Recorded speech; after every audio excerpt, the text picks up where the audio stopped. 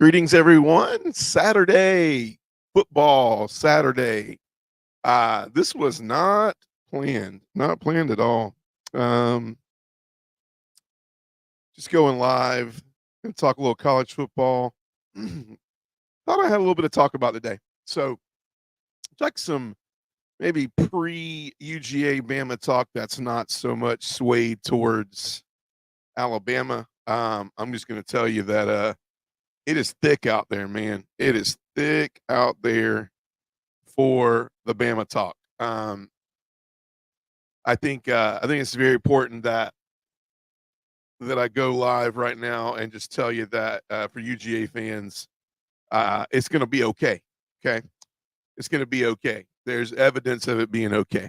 So I'm going to tell you why it's going to be okay. I knew it was going to be okay before all this, but it's a pop-up podcast, so I'm riding solo today. Back here at home in Athens. No, I'm just playing. I wish we were in Athens this evening. So here's one picture, and then here's a couple of other scenarios, right? So already this morning, I turn on game day, and game days in Tuscaloosa. Obviously, we're dealing with Tuscaloosa fans, so on and so forth. From Alabama. Greetings, everyone. If I have any Alabama fans that are joining too, believe me, this is not as much about you as it is about the media right now. And the media doesn't really matter, in my opinion, when it comes down to Kirby and Georgia and our fan base. But I just think if before you go watch the game tonight at 7:30, tune into this right now, because I'm going to put a big message out that says, listen to this before you go. So that you and if you're already one of those people who watch College Game Day and you're like, geez, man, like every single person picked Alabama, even Lee Corso, which God rest his soul. Like, I don't know if he knows who he's picking right now anyway. But so let me give you a scenario. So everybody's picking Alabama, and I'll tell you what the running thing is.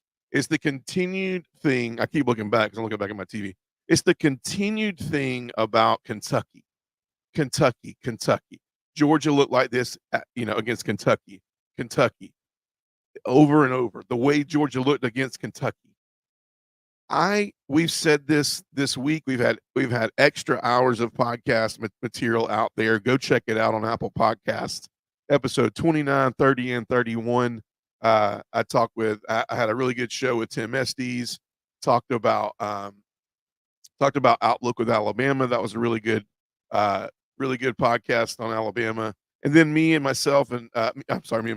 Rich Man Fish, we went live, and obviously we predicted all the scores. We talked in depth Georgia, Alabama, but we really talked about Kentucky a lot. We've been talking about it for 2 weeks. We had the Kentucky game, and then we had 2 weeks off. Here's my thing. I am witnessing right now, and I know I'm leading up to this, and I don't want to drop the bomb yet, because when I drop the bomb, that's when I just need you to understand things can change in 2 quarters. But what I need Georgia fans to understand is that what does this game against Kentucky and Ole Miss have to do with the Kentucky and Georgia game, right? I'll tell you what. Everybody that I've talked to said the same thing. And all of these news media people are saying the same thing. Why did Georgia look like they did against Kentucky? They look human. They look this. They couldn't move the ball. They couldn't do this.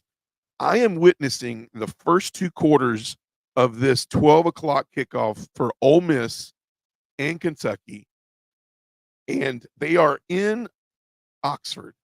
And Lane Kiffin and his team have put together 7 points, 21 plays, and 128 yards of total offense.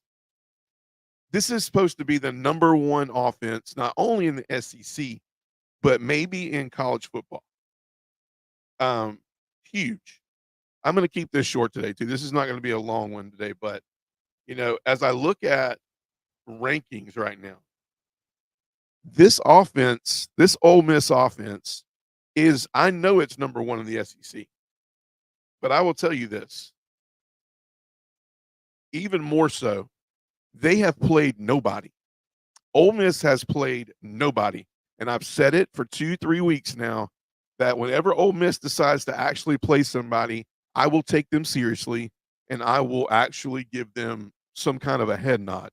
I even watched, I mean, and I'm just on my rant now, but I even watched Lane Kiffin mosey around in his blazer and his tie and his sunglasses in front of game day, and they're like, "All right, Lane, like who you got today?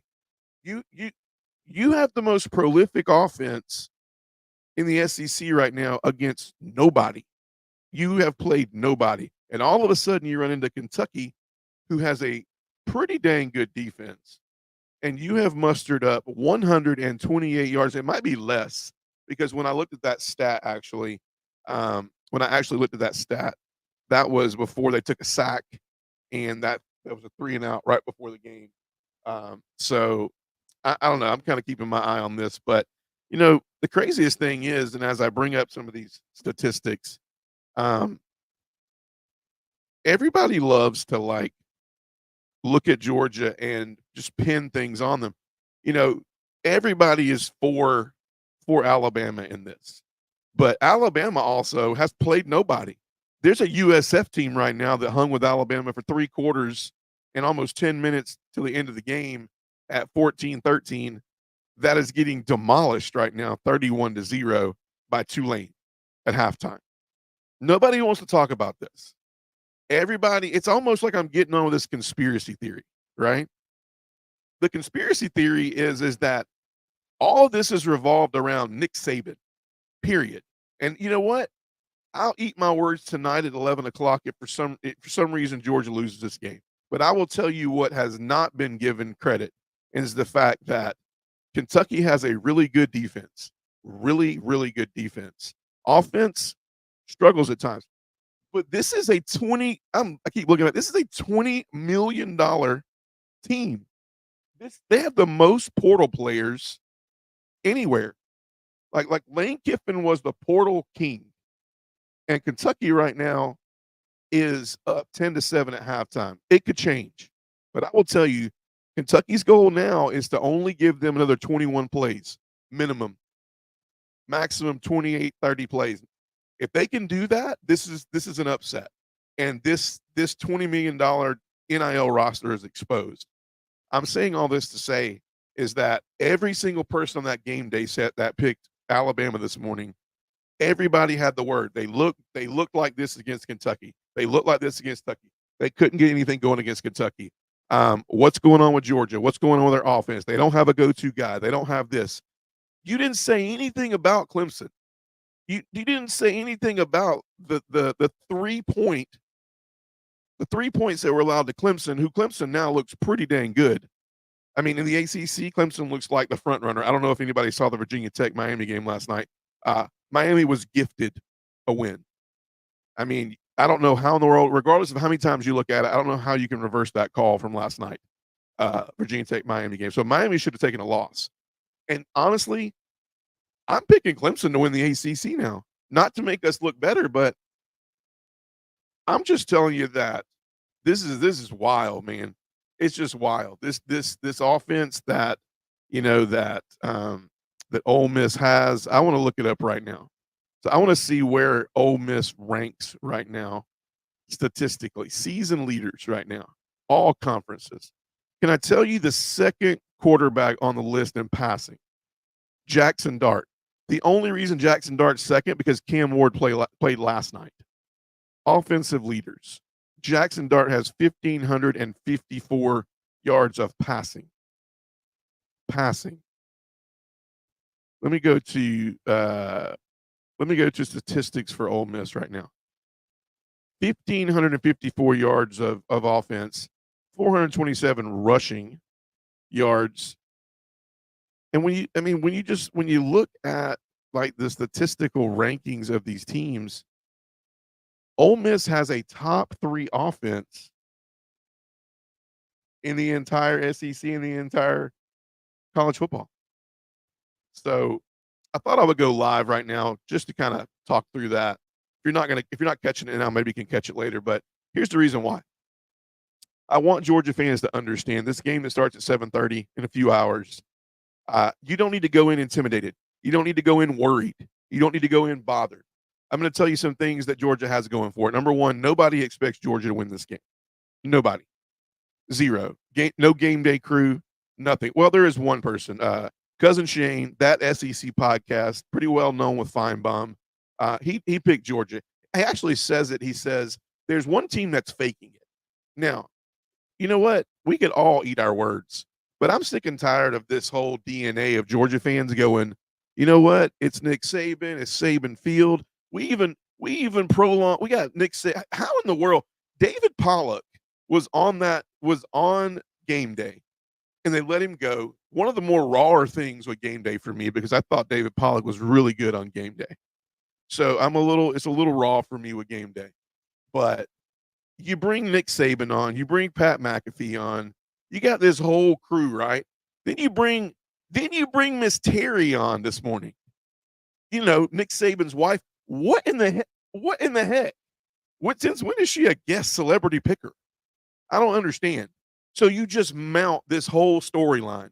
This whole ESPN storyline plays out. You got Saban on the panel. You got Miss Terry on the panel. You got McAfee on the panel. You got all these people. And then next thing you know, you got Alabama.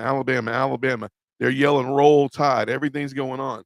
The only thing that Alabama has against Georgia is history. That's it. I will tell you, the game has to be played tonight. They have to line up against each other. And pound for pound, play for play right now, I can tell you that Georgia has just as much chance as Alabama right now. There's no – I don't think – everybody's talking about their advantages, disadvantages. Georgia has more athletes. They have more athletes. They have everything on their side. That this is – I'm not even saying this is the year. I'm just telling you, pound for pound, coach for coach, Georgia's a better team tonight. Whether they show up, whether they play, whether they're ready, whether there's a couple of plays that sends things left and right, the game has to be played. But there's been plenty of years, including the year that we won the national championship and Keely Ringo got the interception, took it to the house. That was the Bryce Young year where we were supposed to lose that game. We were picked against everything. All of that we were picked against. We were never picked, by the way. So Georgia fans,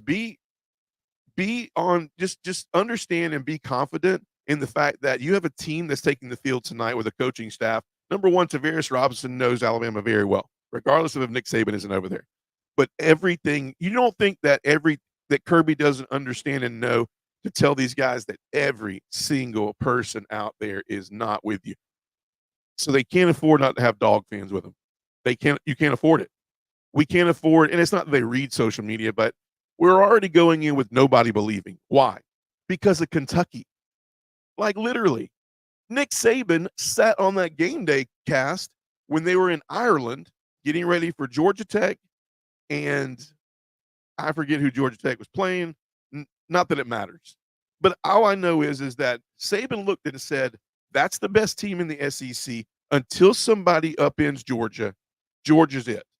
So you tell me this isn't all drawn out that Nick Saban is sitting on a game day set in Tuscaloosa, Alabama, and you're telling me you have a David Pollock, hate him or not, he's picked against Georgia before. David Pollock has picked against Georgia before. But you know what? They slap his name on that field. They got Miss Terry up there. Shame on you, game day. Shame on you. Because you already got Nick Saban up there, and then you're going to stack his wife up there too. So shame on you. Really an ugly look for Alabama today. I mean, I'm sorry, for game day today. It's okay. And usually you get somebody from Alabama. I get it. But, you know, at the end of the day right now, it's kind of like getting Kurt Herbstreit's wife to come pick the game against Ohio State. Why haven't you seen that?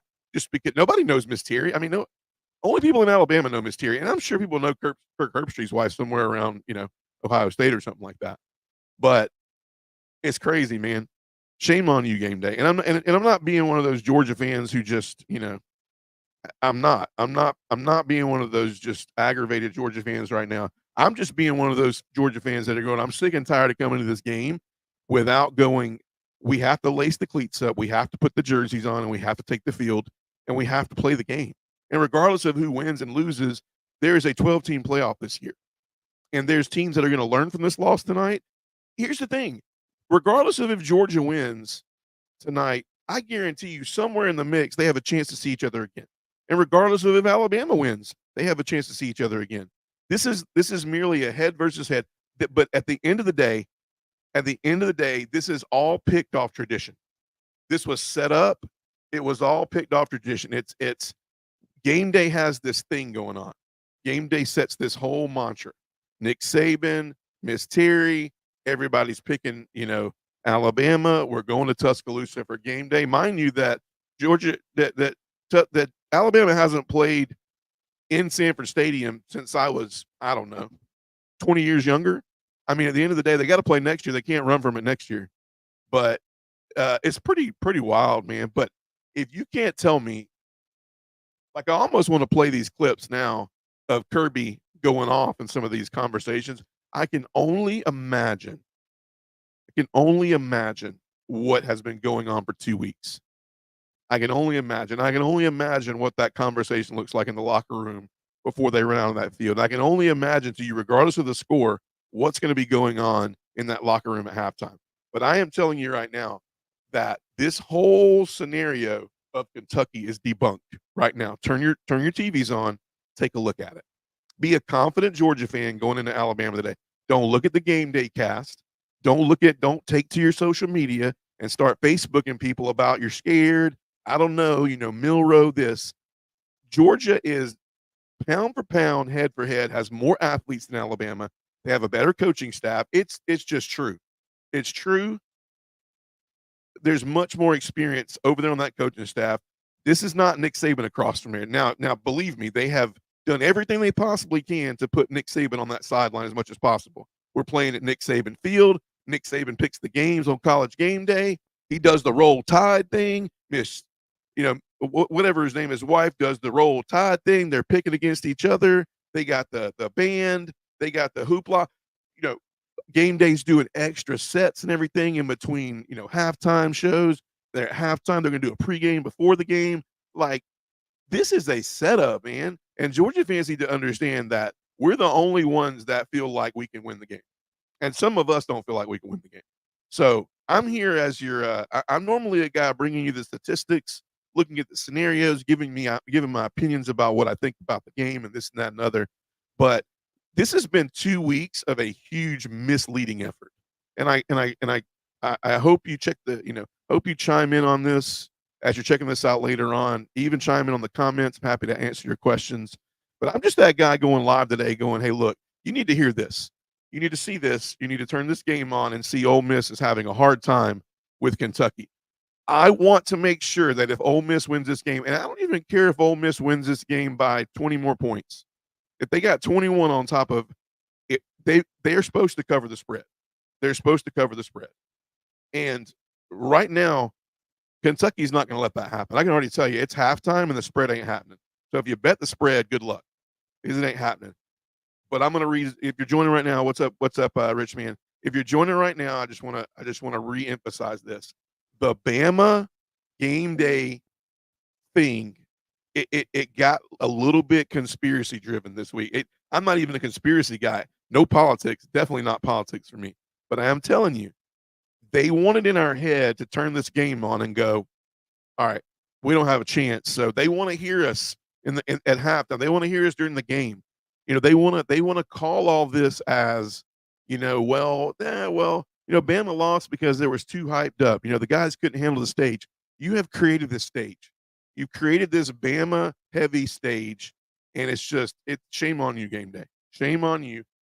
And please, what game day needs to say, since they're doing all these extra shows today, you need to make sure that you take it back, what you said about Kentucky, about how maybe just Georgia, maybe they didn't show up against Kentucky. Maybe they didn't do this. Maybe they didn't do that. Where is this 700 and something yards of total offense right now against Kentucky by Ole Miss? And they're at home. I don't want to hear we were in Kroger Field at night. Where is this offense at? Matter of fact, I'm checking this TV out right now. There is not one fan in Oxford, Mississippi standing up right now. So, that's where we're at. I'm going to hang. I could talk all day. This is a little abnormal, but, word on the front is Michael Williams is a game day. I'm sorry, a game time decision. I'm just telling you, as my old buddy Fish that came on earlier in the week, Mykel Williams is playing tonight. Mykel Williams, he ain't fine, but he's never been a game time decision. And if he's not playing, maybe I'm wrong. But I don't think Mykel Williams has ever been a game time decision. Mykel Williams, if he practiced this week, he was playing. Checking back here now to see. I don't want to miss it. But all right, so we kicked the field goal. This high-powered Ole Miss offense kicked the field goal. So we're 10-10. We're 10-10 right now.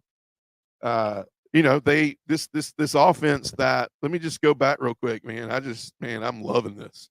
I love it. Because see, ESPN loves to twist these stories, man. And they love to get the fan base just knocked off their socks, man. But let's just go to Ole Miss, man. Let's look at this schedule, man. Ole Miss beats Furman 76-0. Ole Miss beats Middle Tennessee 52-3. Ole Miss beats Wake Forest 40-6. Ole Miss beats Georgia Southern 52-13. Here we are, SEC defense, the one that the sky's falling right now over the fact that Georgia's not ready for Alabama because they couldn't do anything against Kentucky. Well, here I'm just saying, you guys have been on the doorstep of Ole Miss, just knocking, just literally, you're just trying to see what cologne Lane Kiffin wears. And this man has 10 points. 10 points. The number one SEC offense, top 3 offense in the country, has 10 points with 9:14 in the third quarter. Kentucky has the ball. They're going to run 3 or 4 minutes off this clock. Oh, look, they're running the ball. I want to kind of turn this TV, man. Like, I almost want to turn it and just watch this game live with them, man. I just love it. This narrative is crazy. I just love it, man. I love seeing ESPN eat their words. So, anyways, encouragement. If you hit this video before Georgia takes the field tonight, Georgia has the team to win this game tonight. Georgia has the offense to win this game tonight. Georgia has the defense to win this game tonight. Georgia has the coaching staff to win this game. Yes, we're in Tuscaloosa. They've painted the narrative. We're at we didn't get rid of Nick Saban. We're at Nick Saban Field now, right? USF's aging. Yeah, man. Let's catch that score, Rich, man. Let's catch that thing real quick. Let me go. Let's see what we got score wise right now. So USF is Alabama's, like, that's their one, man. Like, that's the one. Let's do it. They aren't even top 25. I don't even know what to tell you, man. What are they? Big 12, ACC. I don't even know what the. Let's see here.